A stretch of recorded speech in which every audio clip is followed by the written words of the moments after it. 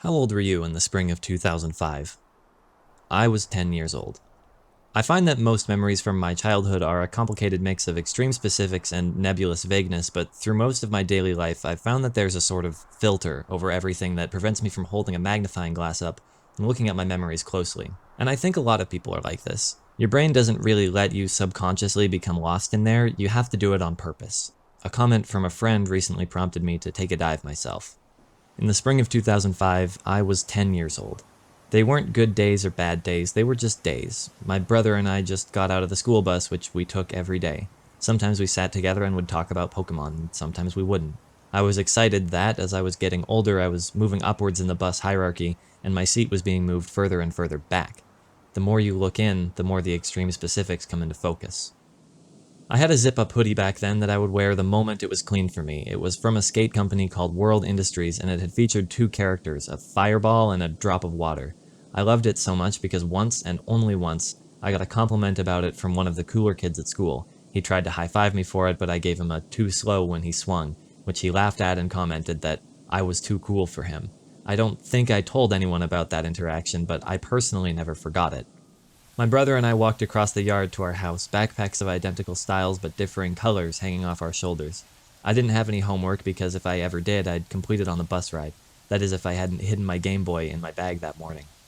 My brother and I, for our childhoods, had a strict limit of 30 minutes of video games per day each. We used an egg timer to monitor this, and though our parents never really checked the time closely, I felt this limit as an absolute law. Still, every day I set the timer to 32, 33, and sometimes up to 35 minutes, pushing the amount of play I could to what I felt was its absolute limit. My childhood home is still the one that my dad lives in, and the one I go back to frequently between moving from place to place. It's undergone a lot of changes over the past 15 years, but the spirit of it has always remained the same.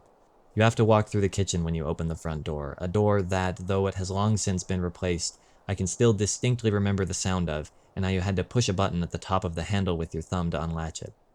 I abandoned my backpack on the pegs hung up next to the door and took off my shoes without undoing the laces, something I still do to this day. Whenever I got home, I would head to the cupboard and pull out my favorite of the plastic cups we had, the semi-transparent green one, and press it up against the water dispenser on the fridge until it was full to the line that each of these cups had. I would drink it in one go immediately so I could deposit it next to the sink without ever leaving the kitchen. If my parents were there, which mostly they were, they'd welcome us home and ask how our days were and if we had any homework.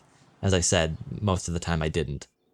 The kitchen had hardwood, the same as the bathroom across from it. It used to have a thin, hard carpet, but once I had plugged the sink in the bathroom and left it running hot water and forgot about it for at least an hour, the room had flooded and the hot water liquefied the glue under the carpet, making the floor hard and discolored, and my parents had to redo the floors for it. I cried for a while over the guilt of that one. After the kitchen, though, was the living room, where the carpet was thicker and softer, and where I spent a lot of my time sitting on the floor, couch, and rocking chair, because in the living room was the TV, and the GameCube. I always hit the power button before I twisted the egg timer to start its ticking, buying myself at max an extra 10 seconds. And here is where the aforementioned comment from my friend transported me to.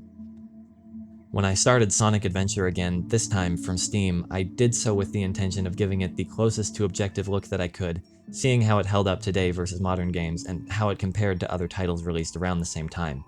But before I even began to play, I knew I had to discard that idea, because when this hit, the nostalgia goggles had been bolted on over my eyes via a 1-2 punch of dopamine straight to the occipital lobe and auditory cortex. 38 seconds elapsed after I clicked the bright green play button, and 38 seconds was all it took for me to be 10 years old again, watching what was undeniably the coolest introduction to a video game that I had ever seen. The intro is just under 2 minutes long, and I was always willing to sacrifice that 7 to 8% of my total playtime for the day just watching it. I understand that what I'm doing here could accurately be called rambling, but I'm doing it with a point in mind, that being that there is no inherent value in objectivity.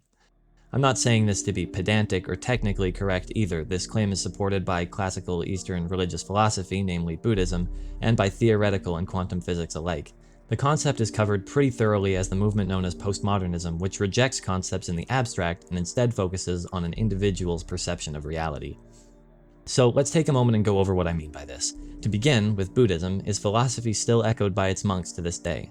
This can be summarized pretty quickly by three easy-to-follow logical components. These are reality, what it consists of, and how you define what it consists of.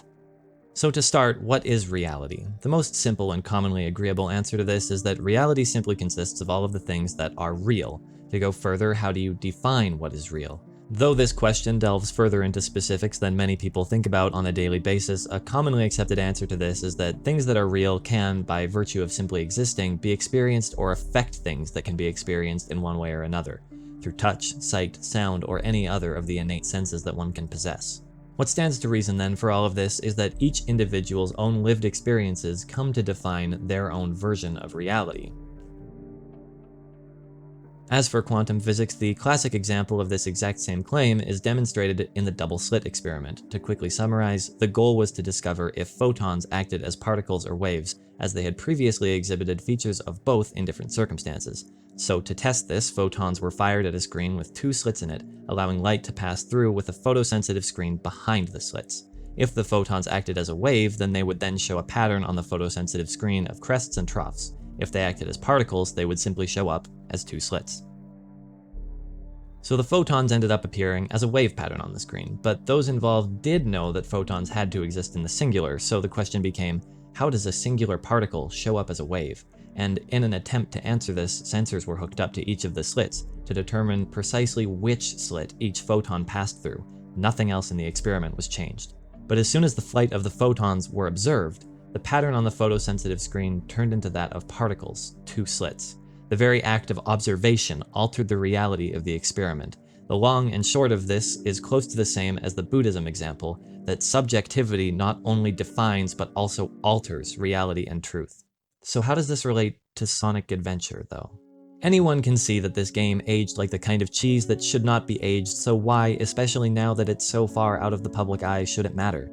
Why am I talking about it, and why did a 4-word comment from a friend send me down into this spiral?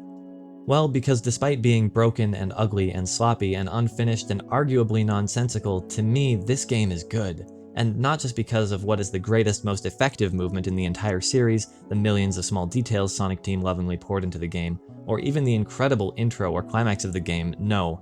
To me, Sonic Adventure is good because within this game is a world that no longer exists, a version of myself that nobody else could ever even hope to see, because in the spring of 2005, they were not me. It's not just a feeling, it's not nostalgia or rose-colored glasses, it's a part of me that I love and cherish. I love the way Sonic says, "He's just a chunk of cheesy hardware," completely seriously, because when I was 10, hearing Sonic talk such shit about something that was utterly terrorizing Amy was genuinely cool. I love that Tails is and is voiced by a literal child, but he still doesn't hesitate to take the lead from Sonic and do things like this.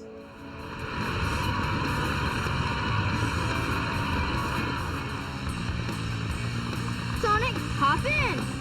E102's story of family, duty, and sacrifice, though aged and clumsy today, still, for me, hits as hard as it did when I was just a kid, playing on the GameCube in the afternoons with my brother and friends. Even the Big the Cat levels, one of the most notoriously poorly executed pieces of gameplay from this entire series, unabashedly tells a tale of someone who barely understands the concept of self, yet will go to the ends of the earth fighting even an ancient god with the sole purpose of finding and rescuing his one and only friend. It doesn't matter to me how awful he plays or how irritating his character is, because his story is the greatest and truest example of friendship that I can find across any medium. I remember discovering each of the 3 Chow Gardens, each more splendid than the last, and I remember the outright wonder upon learning that with a high enough run stat, the tiny pets that I had been raising with all of my heart could learn to walk. I remember my Chow evolving and the fear that when it disappeared into its cocoon, it had done so to die. I remember getting so many lives as Sonic that the number overflowed and ran back down to 3, the default. I remember memorizing the locations of the worst bugs and learning how to avoid them. This feeling is not only true for Sonic Adventure, of course, but it was Sonic Adventure that brought me here. Why should I wrench those nostalgia goggles from my head when it would do me no good? Why would I even recommend this game to someone who has not experienced the love that I have? What also would be gained by telling them not to try it? The only way to bring someone even remotely close to the idea that I hold Sonic Adventure as would be to have them play it and suffer through every one of its painfully executed moments, and then allow me to rant and rave to them about each and every detail that inspires me to this day.